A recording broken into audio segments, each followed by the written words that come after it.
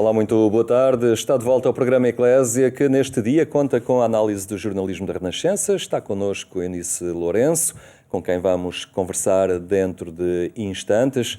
Mas para já ficamos com a Semana do Papa.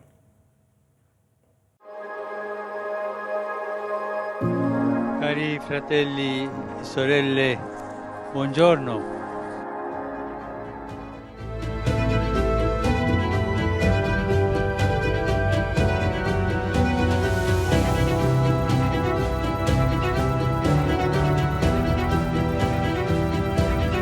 Uma oração diante de Nossa Senhora que desata os nós pelo fim da pandemia. Foi assim que se concluiu o mês de maio no Vaticano, depois de uma maratona que passou por santuários de todo o mundo com a recitação do Rosário. Tu che sai sciogliere i nodi della nostra esistenza e conosci i desideri del nostro cuore, vieni in nostro aiuto. Siamo certi che come a Cana di Galilea farai in modo che possa tornare la gioia e la festa nelle nostre case dopo questo momento di prova. Aiutaci, Madre del Divino Amore, a conformarci al volere del Padre e a fare ciò che ci dirà Gesù, che ha preso su di sé le nostre sofferenze e si è caricato dei nostri dolori per condurci attraverso la croce alla gloria della resurrezione.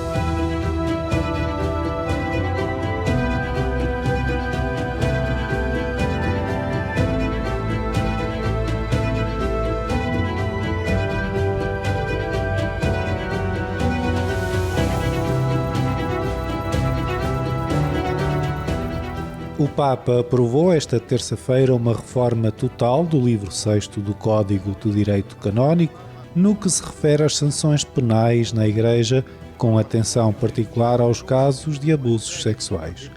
Estes crimes passam a ser designados por crimes contra a vida, a dignidade e a liberdade da pessoa. Uma mudança que sublinha a gravidade destas situações e exige a ação determinada de bispos e superiores religiosos na applicação das sanções previstas. Negli ultimi anni, come è stato evidenziato da più parti durante il lavoro di revisione dell'apparato normativo, il rapporto di compenetrazione tra giustizia e misericordia ha subito talvolta un'erronea interpretazione che ha alimentato un clima di eccessiva rilassatezza nell'applicazione della legge penale in nome di una infondata contrapposizione tra pastorale e diritto penale in particolare. La presenza all'interno della comunità di alcune situazioni irregolari, ma soprattutto i recenti scandali emersi dagli sconcertanti e gravissimi episodi di pedofilia, hanno però fatto maturare l'esigenza di rinvigorire il diritto penale canonico, integrandolo con puntuali riforme legislative. E sono convinto che questo non sarà l'ultima tappa, ma è una necessaria e dimostra che sì, la Chiesa si muove, forse non così rapidamente come vogliamo, ma si muove e si muove con una certa consistenza e spero che questo dia anche un segno importante per molte persone dentro la Chiesa e fuori. Vogliamo collaborare affinché questa Chiesa sia più sicura per tutti, specialmente per le persone più vulnerabili. A Igreja Católica continua a viver um ano especial dedicado à família para aprofundar a exortação Amoris Laetitia. No mês de junho, o Papa pede orações por aqueles que se preparam para o matrimónio.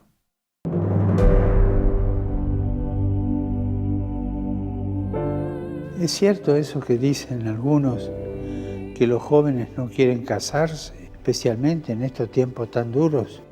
Casarse y compartir la vida es algo hermoso.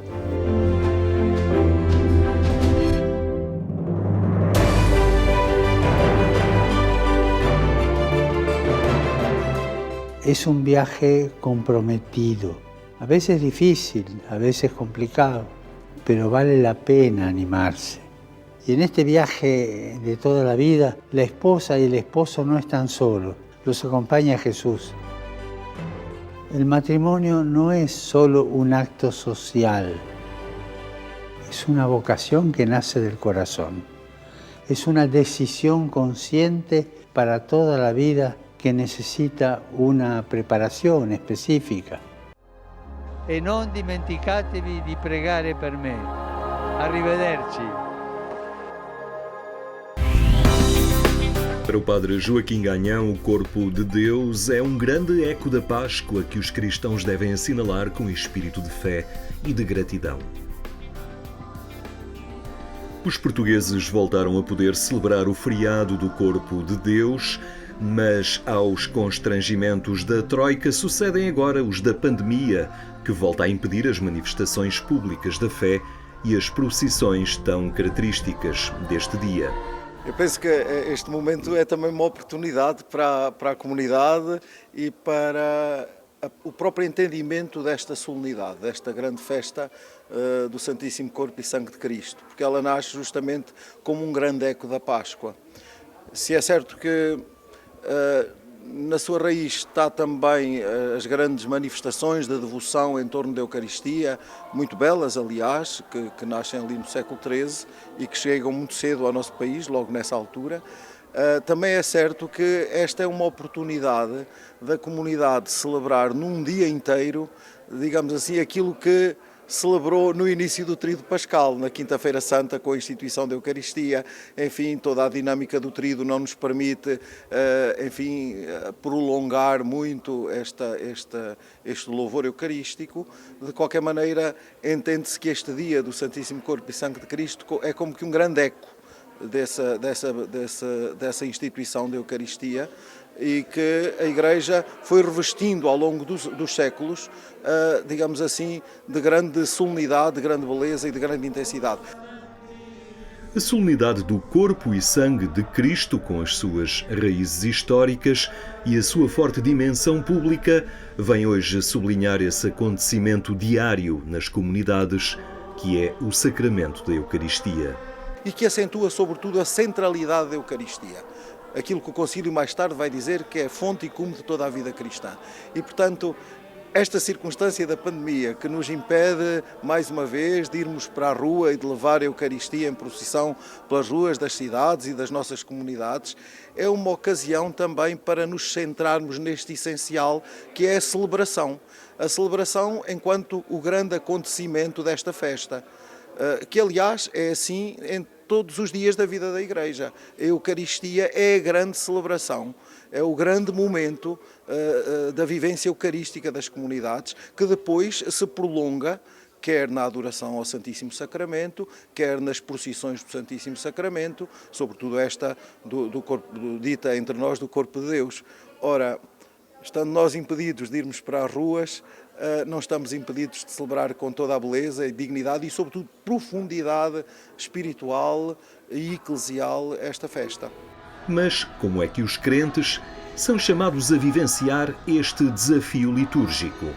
Antes de mais, com uma Eucaristia bem preparada, bem celebrada, bem vivida, antecipada, se calhar, para muitos, da possibilidade do Sacramento da Reconciliação, de modo a que a participação na Eucaristia seja plena, consciente, ativa, e esta ativa no sentido de participar intensamente e totalmente na graça deste sacramento, através da comunhão sacramental.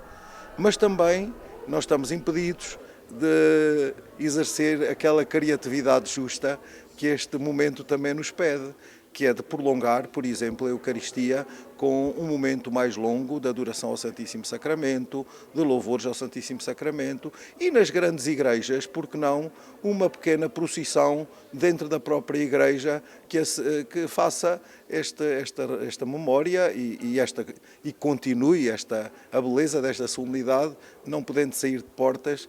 Pode ser feito dentro de portas com todos os cuidados, efetivamente, que este momento nos pede, com todas as observações das regras de segurança, mas com grande intensidade, grande profundidade e grande beleza.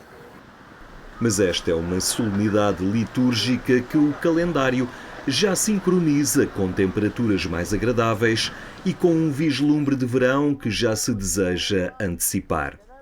Será que os crentes estão impossibilitados de tirar partido desta conjugação agradável? tentação está sempre à espreita. De qualquer maneira, eu, em relação a isso, penso duas coisas. Efetivamente, o ideal é vivermos estes dias santos, porque de dias santos se tratam, em comunidade. E na nossa comunidade de pertença, sem dúvida. Mas hoje, enfim, nós onde quer que estejamos, onde quer que estivermos, a Igreja é a nossa casa e, portanto, mesmo os que aproveitam para algum veraneio nesta altura não estão impedidos, antes pelo contrário, de participar nas celebrações, nos lugares para onde vão e fazê-lo com um profundo espírito de fé e de gratidão. Eu penso que estes dias santos, nós já tivemos aqui uma fase em que tivemos de reclamar por eles, ficámos tristes de não os poder celebrar nos dias próprios. Felizmente voltámos a poder celebrá-los e cabe também aos cristãos esta responsabilidade, que é também um testemunho eclesial e também um testemunho social, de que a convicção da nossa fé nos leva a participar e a testemunhar. É também a ocasião para isso. A solenidade do corpo e sangue de Cristo, a liturgia a sublinhar a centralidade da Eucaristia na vida da Igreja e das comunidades.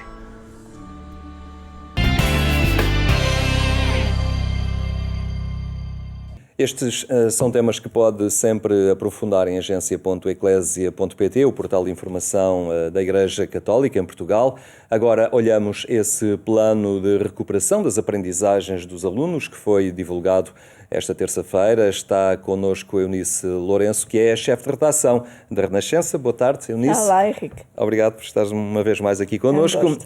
Na realidade foi revelado este plano. Ficamos a saber que não vai haver qualquer aumento de carga horária, nem aulas nas férias, nem nada disso. Ao fim e ao cabo, como é que se vai recuperar, como é que se vão recuperar estas aprendizagens perdidas? O plano não explica muito bem como é que se vão recuperar essas aprendizagens perdidas. Isso é verdade, é um plano um bocadinho vago, para não dizer mesmo bastante vago, mas que, por outro lado, se calhar também tem de ser vago, porque vai ser necessário que cada escola tenha muita autonomia na forma como vai organizar essa recuperação de aprendizagens. E essa é uma dimensão sublinhada, a da autonomia das escolas. Exatamente, porque se há coisa que aconteceu durante este tempo foi que as aprendizagens foram muito desiguais, quer escola a escola, quer se calhar até dentro de cada escola, por turmas, por cada criança. O que esta recuperação de aprendizagens vai exigir muito é uma atenção personalizada a cada criança e àquilo que ela foi capaz de aprender e de apreender com todas as vicissitudes que vivemos, sobretudo neste segundo confinamento, e a partir daí ir trabalhando de uma forma mais próxima com cada aluno a recuperação que é preciso fazer. E aqui vai ter muita importância e o plano chama muito a atenção para a atenção que é necessária ao primeiro ciclo, aos primeiros anos de aprendizagem e ao terceiro ano. Portanto, primeiros anos, primeiro, segundo e terceiro, e depois os anos de mudança de ciclo. E porquê esta atenção aos primeiros anos? Porque são os anos em que se apreendem coisas básicas e necessárias para todas as aprendizagens futuras, como é o caso da leitura. E no caso da leitura, aí sim o plano até já oferece algumas pistas para desenvolvimento de capacidades de leitura, e provavelmente quem tem crianças pequenas no primeiro ano percebeu como foi difícil ao longo deste ano essas crianças irem fazendo aquilo que geralmente se faz no primeiro ano, que é aprender a ler. Claro. E o plano reconhece mesmo isso, que as competências de leitura foram particularmente afetadas pela pandemia, e como a leitura permite o acesso a todas as outras aprendizagens, é muito importante recuperar as capacidades de leitura que não foram adquiridas durante este ano.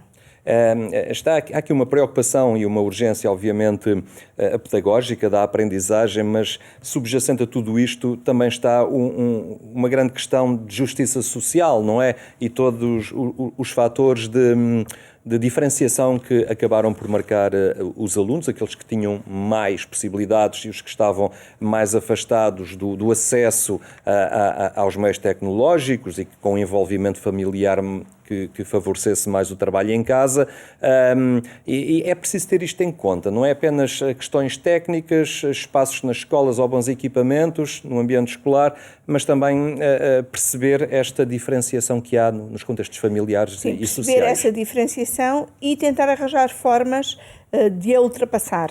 E o plano aponta, sobretudo, parece-me, duas formas de tentar colmatar essas dificuldades.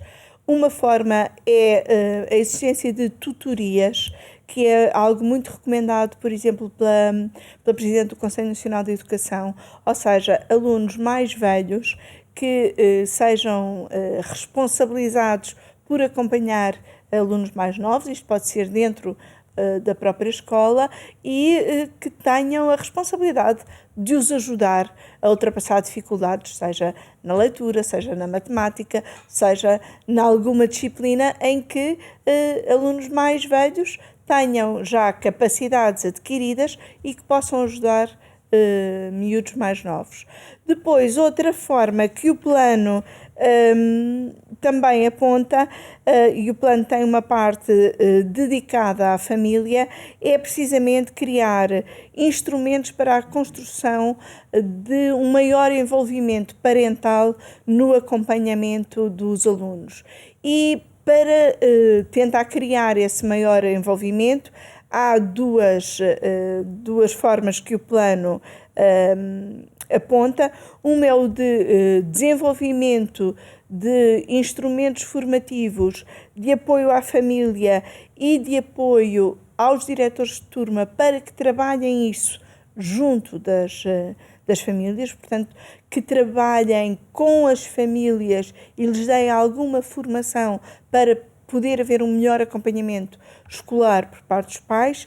Outra forma que o plano também aponta é um programa que chamam Voltar a Estudar e que permitirá às famílias, aos pais, às mães que pretendam voltar à escola, por assim dizer, entre aspas, como é óbvio, e que é um instrumento que se cruzará com o programa Qualifica, para que associações de pais e encarregados de educação possam entrar neste programa Qualifica e também assim melhorarem as qualificações dos pais e o envolvimento dos pais no processo educativo dos filhos. Ainda nas notícias que por estes dias saíam, uma delas dava conta que entre os jovens o desemprego cresceu particularmente entre aqueles que tinham menos habilitações académicas e é algo que vem, obviamente, reforçar este papel da escola. Falavas da questão da família. As famílias, muitas delas hoje em dia ainda continuam a olhar a escola como um serviço público que trata da educação dos filhos e do qual elas não se têm que preocupar. Há aqui um trabalho a fazer, um caminho no sentido da família assumir a educação como ela própria. Há um caminho a fazer, mas também é preciso termos noção de que a escola sempre foi vista como um elevador social. E para muitos pais, os filhos já estão em níveis de ensino que eles não tiveram, não é? E que, portanto, não têm capacidade para acompanhar. Claro que podem acompanhar dando apoio, tentando dar aos filhos as melhores condições possíveis para estudar e para ir à escola e motivando-os, mas ainda temos muitos pais que ficaram em níveis mais baixos de ensino daqueles em que têm os filhos neste momento e que, portanto, não se sentem capazes de os ajudar mais no aspecto letivo puramente entendido. Há ainda também uma análise a fazer. Isso é difícil de tomar o pulso, os efeitos da pandemia a nível Da questão da dimensão psicológica e emocional dos alunos, lembro-me que é algo que está a ser estudado, nomeadamente pelas escolas ocorrentes, ligadas, fundadas pelo Papa Francisco, e que se tem ocupado desta questão. É também uma dimensão que não pode ser esquecida, digamos, neste plano de recuperação, os efeitos que a pandemia teve nas crianças, tanto tempo em casa. O plano de recuperação também chama a atenção para isto e para a necessidade de recuperar, inclusive, competências sociais. Não nos podemos esquecer de como a pandemia afastou as pessoas, afastou as crianças. Por exemplo, uma das coisas que, sobretudo, os adolescentes e os jovens apontam neste regresso depois do segundo confinamento foi, por um lado, sim, estavam desejosos de voltar ao ensino presencial e à convivência, mas o facto de terem voltado a ser obrigados a usar máscara também foi uma dificuldade, porque estiveram muito tempo em casa e havia esse lado cómodo do estar em casa a aprender sem máscara, voltar a passar dias inteiros com máscara. Tudo isto vai deixar sequelas que é preciso trabalhar, e o plano também aponta essas necessidades de recuperação de competências sociais e tem estímulos para, por exemplo, associações recreativas, associações culturais que apresentem projetos tendo em vista acompanhar o desenvolvimento escolar das crianças, mas também aumentar o desenvolvimento de competências sociais. Muito bem, Eunice, fica esta análise. Obrigado pela tua partilha hoje aqui connosco. A terminar, fica ainda esse convite para que mais logo se junte ao auditório da Antena 1 para acompanhar pelas 22h45 a emissão da edição rádio do programa Eclésia. Tenha então uma muito boa tarde e até amanhã, se Deus quiser.